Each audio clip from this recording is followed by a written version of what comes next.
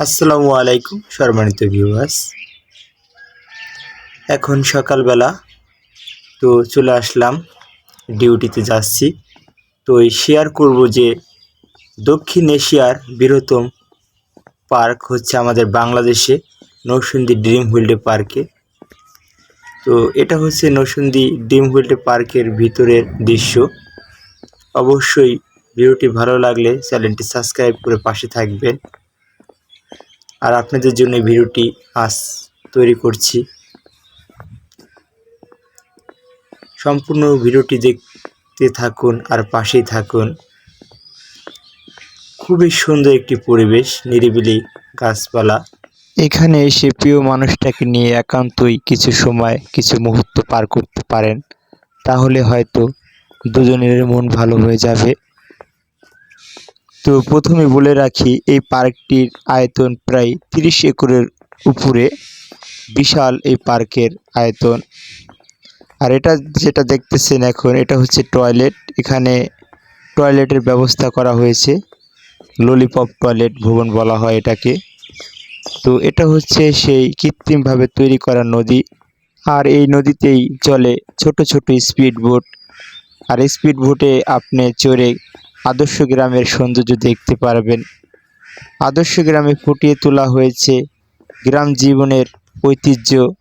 গ্রামীণ বাংলার যে দৃশ্যগুলো শৈশবে আমরা ফেলে এসেছি, সেই দৃশ্যগুলো এখানে তুলে ধরা হয়েছে।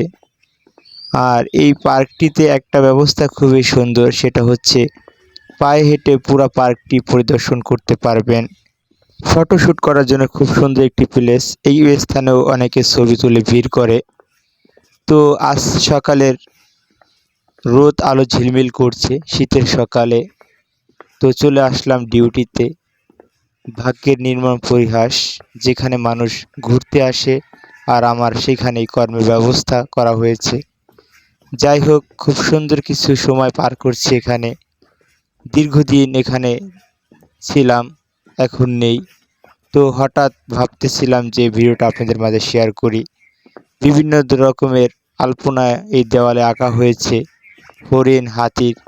তো সামনে যেটা দেখতে পাচ্ছেন, এটা হচ্ছে সেই ভাইরাল আদর্শ গ্রাম। এই স্মৃতি হয়তো গ্রাম বাংলার ঐতিহ্য, শৈশবের কথাগুলো মনে করে দেবে। আর এখানে রাখা হয়েছে বানর।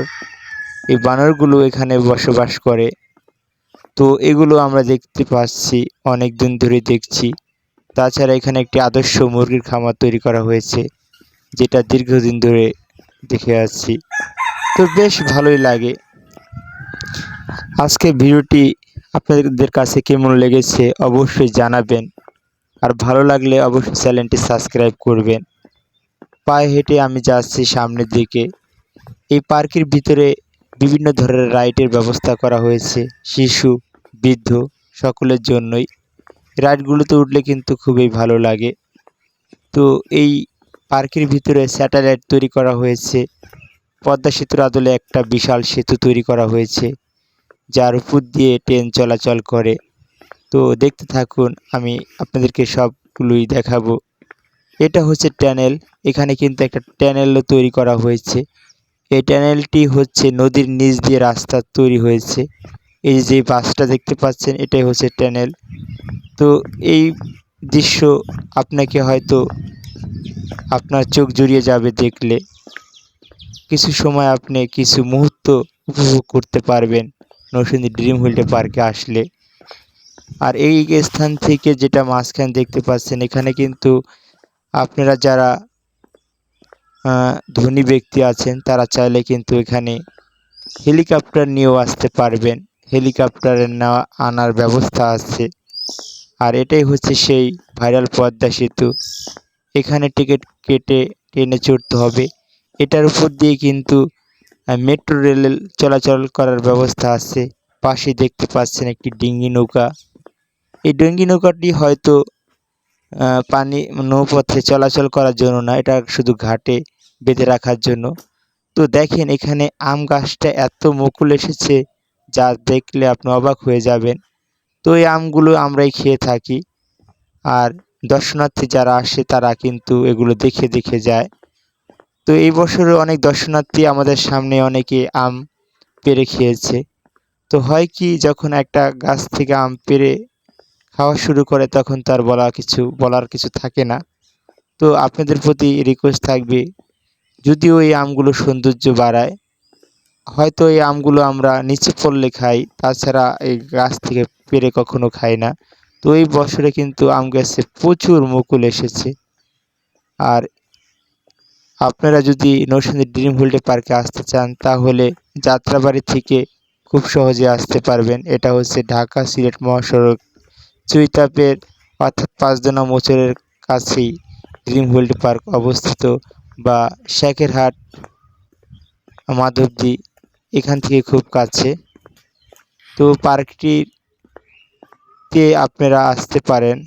তো এখানে কিন্তু পার্কে বসার ব্যবস্থা করা হয়েছে। সাইডে দেখতে পাচ্ছেন একটি এয়ার বাইসাইকেল। তো এখানেও এয়ার বাইসাইকেলে চড়ার মুহূর্তটা আমার ভীষণ মিস করছি আমি এখন। তো আজ একটু এয়ার বাইসাইকেলে যাব, দৃশ্যটা আপনাদেরকে দেখাবো। এটা এয়ার বাইসাইকেলে প্রথমে ওঠার পর একটু ভয় ভয় লাগে, কিছুক্ষণ পরে কিন্তু সেই ভয়টা দূর হয়ে যায়। এখানে একটা এক্সেলেটর চাপ দিলে পাড়া দেওয়ার পরে এটা কিন্তু সামনের দিকে দৌড়াতে থাকে। তো খুবই সুন্দর একটি রাইড। আমি এদিক দিয়ে উঠে আবার এখানে নেমে গেলাম। তো সামনে যে ভুবনটা দেখতেছেন ওটা হচ্ছে রিভার ক্যাপ, ওটার কাজ চলমান, ওটার কাজ এখনো শেষ হয়নি। আর এখানে কিন্তু একটা স্টার ক্লাব আছে, এটার ভিতরে যারা প্রেমিক প্রেমিকা আসে এখানে তারা কিন্তু তাদের ভালোবাসার নামগুলো লিখে যায়। সেই নামগুলো এই ঘরের ভিতরে এমনভাবে লিখেছে যেখানে বিন্দু পরিমাণ জায়গা ফাঁকা নেই অন্য একটা নাম লেখার জন্য। তো পুরোটা পার্কে কিন্তু দেওয়াল দিয়ে বাধাই করে রেখেছে যাতে বহিরাগতরা বাইরের থেকে যাতে না আসতে পারে। তারপরও অনেকেই এই বাইরের গেট দিয়ে অনেকে ঢোকার চেষ্টা করে। তো এটা হচ্ছে সেই স্টার ক্লাব। তো দেখেন এখানে প্রেমিক প্রেমিকারা তাদের ভালোবাসার মানুষের নামগুলো লিখে